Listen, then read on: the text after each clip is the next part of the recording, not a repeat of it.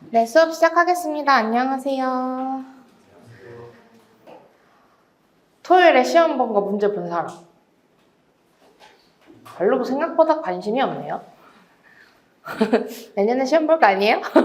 그래도 봤어야지. 그래서 본 사람도 있고 안 본 사람도 있는 것 같은데 올해 시험 본 사람은 없겠죠. 문제를 보기만 했겠지 아마. 예시답안 올라온 거랑 이제 문제 올라온 거 이제 문제는 못 본 사람도 있었겠네요. 문제는 막 올라오진 않으니까 아마 예시답안만 봤었을 것 같고.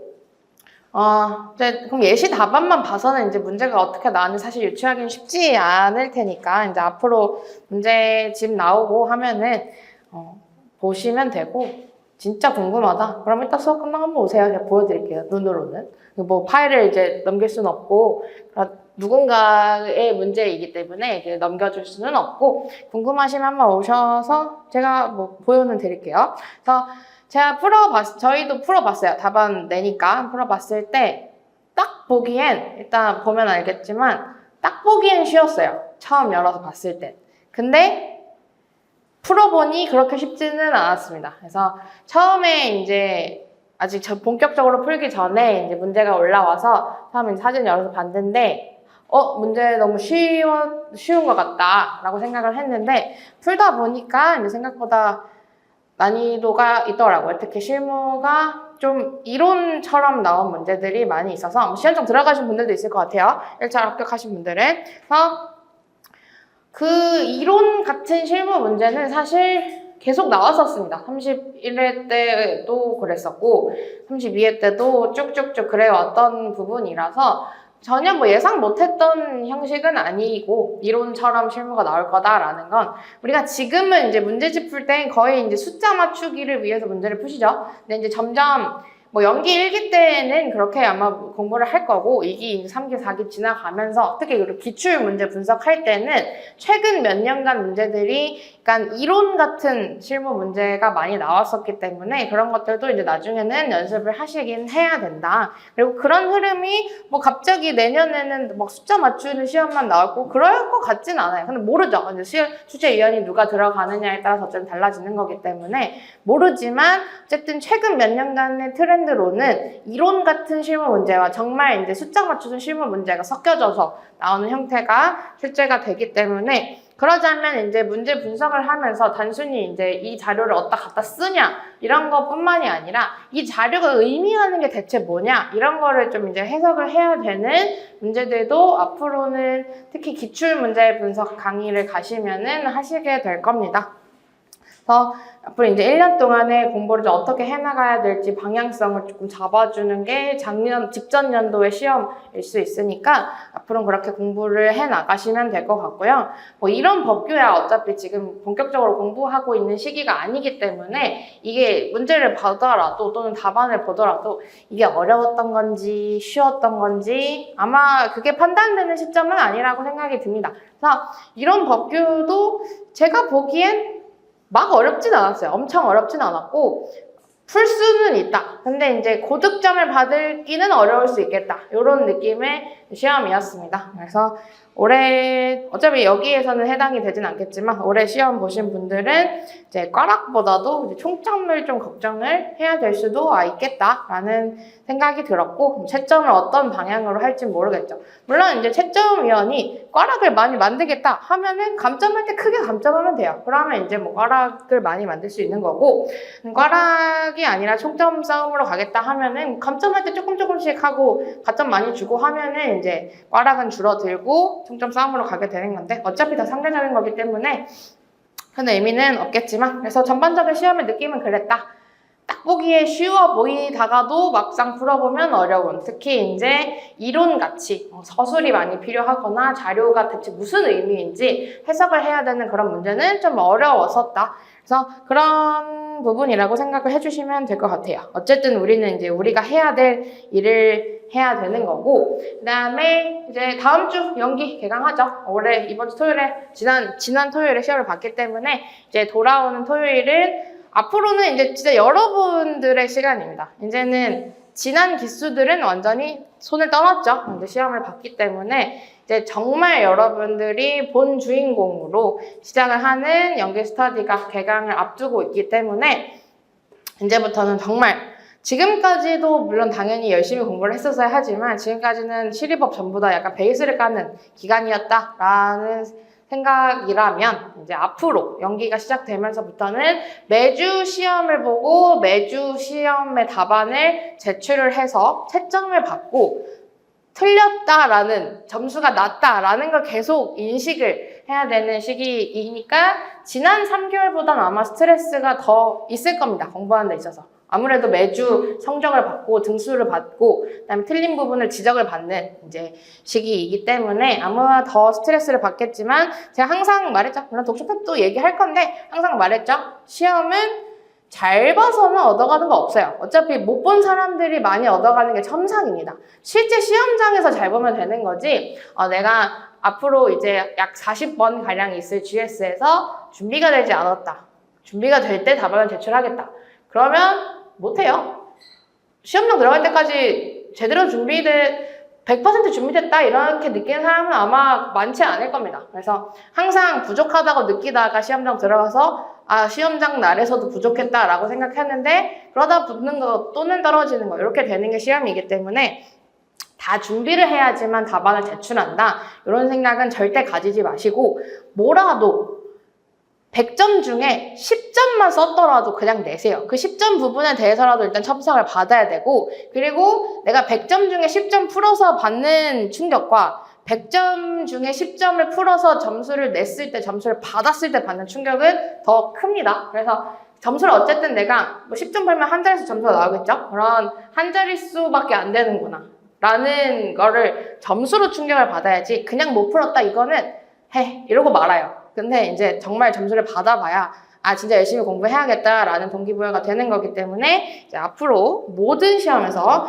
내가 GS에 대한 돈을 냈다면 아깝잖아요. 첨삭 한 번마다 다 돈인데 그래서 한 번에 냈으니까 안 나가든 나가든 돈 나가는 거 똑같다 이렇게 생각하지 마시고요. 그래서 내가 돈을 대가를 지불했으니 거기에 걸맞는 나는 대가를 받아야 되잖아요. 그러니까 매주에 오늘 하루하루가 그냥 내가 낸 돈값을 하러 가는 거다라고 생각하시고 매주 웬만하면 좀 참석을 해주셨으면 좋겠다. GS는 답안을 내지 않으면 강평 듣고 이런 건 의미 없어요. 그건 다 기본 강의에서 했던 것들이기 때문에 정말 시험을 보고 내가 보완을 해나가야지 GS가 의미가 있는 거지 그냥 GS는 문제점 풀어보고 강평 들으면 채워지는 거다라고 생각하면 절반도 아마 얻어가기 어려울 거고요.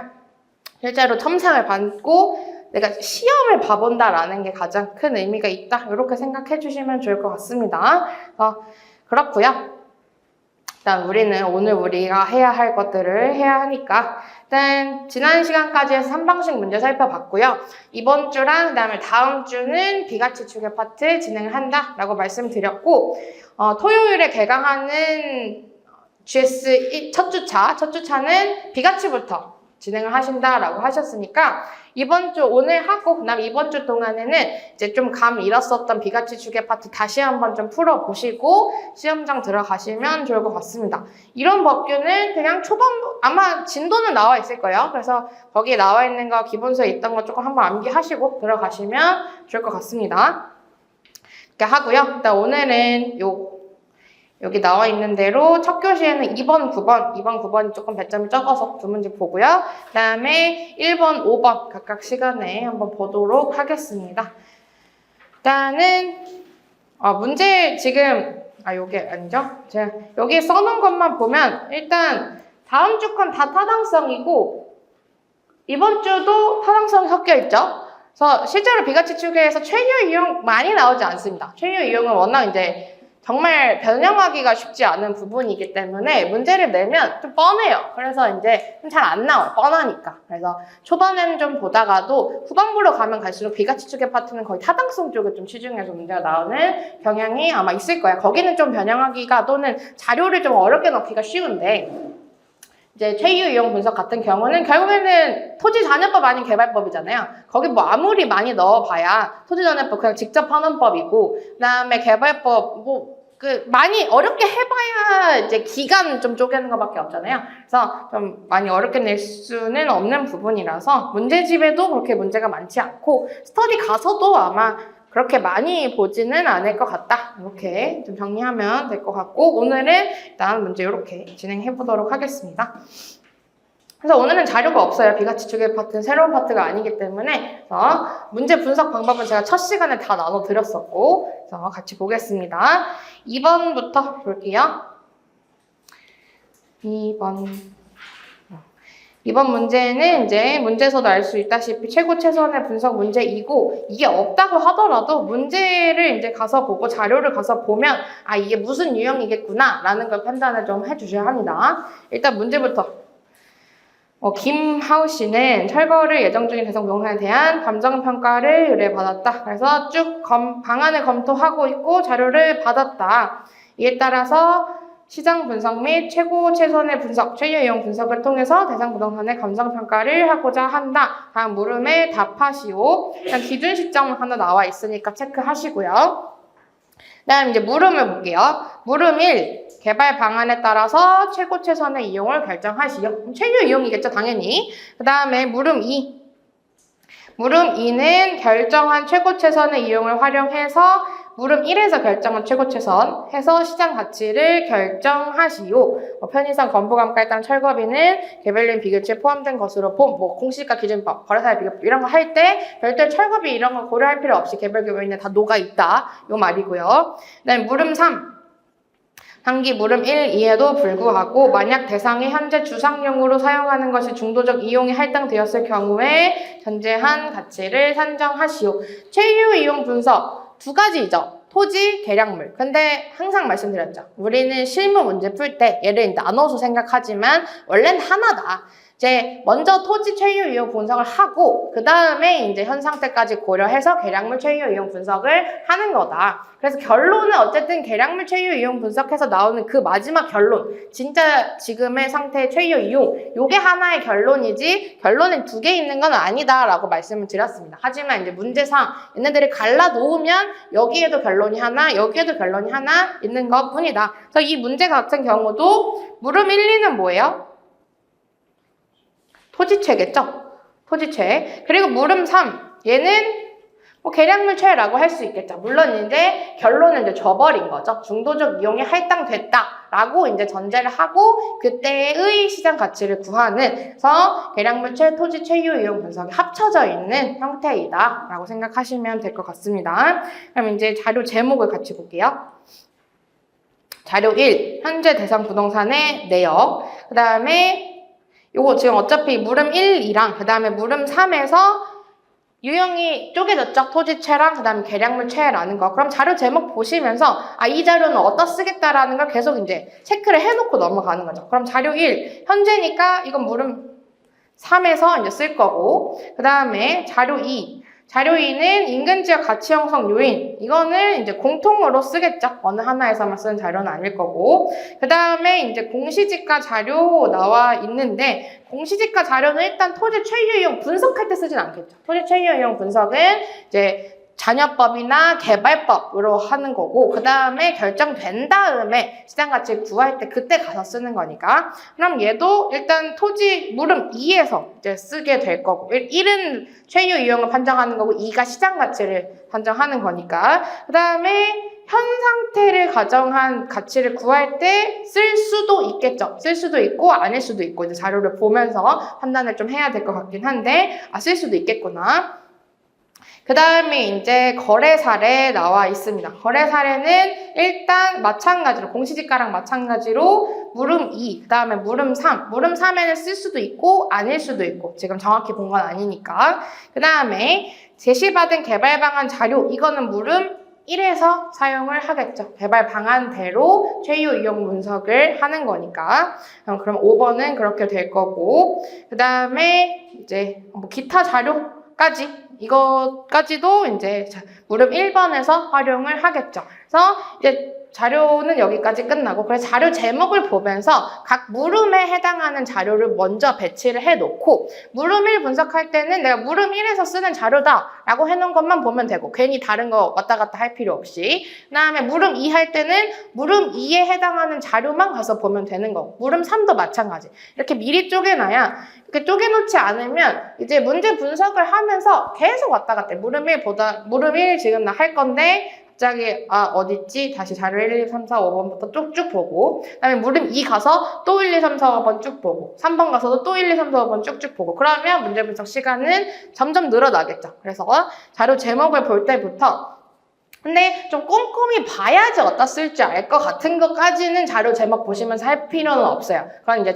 다시 자료 꼼꼼히 볼 때 하면 되는데 그냥 쓱 봐도 어디다 쓸지 알겠다라는 것들은 미리 조금 체크를 해놓자라는 거죠. 그럼 이제 체크해놨으니까 물음 1부터 좀 해결을 해봐야겠죠. 그럼 물음 1 문제 분석을 이제 해볼 건데 물음 1 문제 분석은 아까 자료 5번 볼 거다라고 했었고 그다음 자료 2번은 공통자료이기 때문에 같이 한번 봐줘야겠죠. 그럼 일단 자료 2번 먼저 좀 볼게요. 그러면은 뭐 지변율 이런 것들은 아닐 거고 그 다음에 이제 보증 운영 필체는 쓸 수도 있겠죠. 뒤에 나와 있는 자료가 어떻게 될지 모르니까. 근데 이제 4번 얘는 명확히 물음 3에서만 활용을 하게 될 거고 주상용일 때이니까 그 다음에 인근 지역의 지역 계약 요거 보면서 만약에 여기서 이제 개발 방안들을 좀 배제해야 되는 게 있는지 체크를 해주셔야겠죠. 그래서 대상 토지가 속해 있는 데는 상업 업무용이 최유 이용이 되고 주상용은 아니고 그 다음에 여기 법적 요건이 조금 나와 있습니다. 그래서 주거지역은 90, 상업지역은 150, 기타 지역은 90 미만으로는 분할하지 말아라 라는 이제 법적인 요건이 있다라는 거 확인을 했고요. 그럼 이게 지역이니까 용도지역이겠죠. 주거지역, 상업지역, 용도지역에 대한 얘기니까. 그러면 잠깐 앞으로 자료 1번 와서 용도지역 확인합니다. 일반 상업지역이니까 상업지역 150 미만으로는 쪼개면 안 된다라는 법적 요건이 하나 있다라는 거 확인하시고 이제 자료 5번으로 넘어오겠습니다. 일단 개발 방안 3개가 나와 있는데 저 앞에서 본 지역의 합리성 요건, 그 다음에 법적 요건, 여기에 위배되는 개발 대안이 없는지 먼저 확인을 해야겠죠. 근데 개발 대안 1번, 일단 용도는 지금 업무용이니까 상관없고요. 그 다음에 면적 상관없죠. 150 이상이니까. 제일 작은 면적 각층 지상 면적이 340이니까 당연히 150 이상이겠죠. 토지 면적은. 그 다음에 5-2번 자료로 오시면 얘 필지별 대지 면적 100제곱미터라고 되어 있습니다. 150 미만으로는 쪼개면 안 된다라고 했어요. 그러니까 얘는 안 되는 거죠. 그 다음에 개발 대안 3번으로 넘어오시면 얘는 일단 면적이 지금 지하 2층부터 지상 7층 9개 층으로 되어 있고 그냥 지금 정확히 층당 면적은 몰라요. 근데 그냥 산술적으로 9로 한번 나눠 보시면 9, 3, 한 300제곱미터 정도 평균적으로 층당 면적이 한 300제곱미터 정도 되겠구나. 그러면 이제 150은 당연히 넘겠죠. 그래서 법정 요건은 채워졌고 그 다음에 상업용이기 때문에 용도도 채워졌어요. 그러면 이제 개발 대안은 1번, 3번 요거 가지고 일단 최유효 이용 분석을 해낼 거고 그 다음에 이제 기타 자료 오시면 여기에 지금 철거비 나와 있고요. 그 다음에 환원율 10%라고 나와 있습니다. 그럼 10% 환원율 확인했으니까 이 5-1 그 다음에 5-4 요거 가지고 토지잔여법 활용해서 이제 최유효 이용 분석을 해야겠죠. 근데 이거 지금 환원율이